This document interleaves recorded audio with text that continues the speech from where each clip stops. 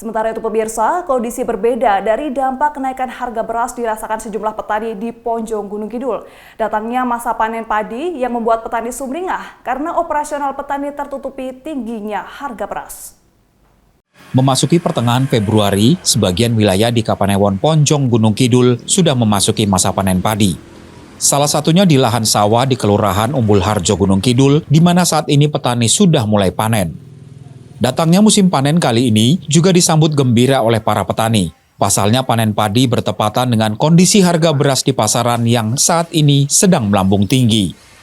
Kondisi ini sangat menolong petani karena mereka tidak harus mengeluarkan biaya untuk membeli beras dan hanya mengandalkan dari hasil panen.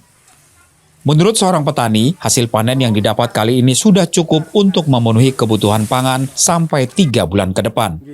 Dari beberapa petak lahan, dirinya bisa menghasilkan paling tidak 5 kuintal gabah. Jumlah ini sangat mencukupi untuk kebutuhan harian keluarga.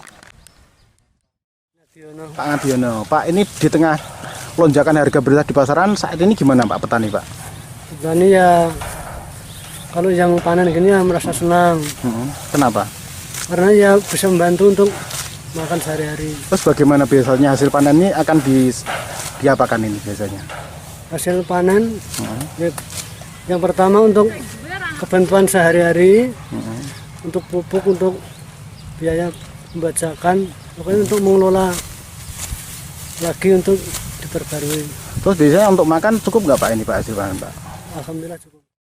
Petani pemilik lahan yang lebih luas juga akan meraup untung lebih besar di musim panen saat ini. Selain disimpan untuk kepentingan pangan, hasil panen juga akan dijual.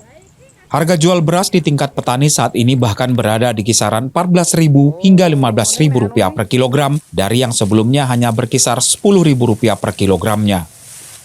Para petani pun mengaku senang harga beras yang tinggi karena operasional mereka selama bertani yang menghabiskan biaya jutaan rupiah kini bisa tertutupi dengan harga beras yang tinggi. Dari Gunung Kidul, Kismaya Wibowo, iNews melaporkan.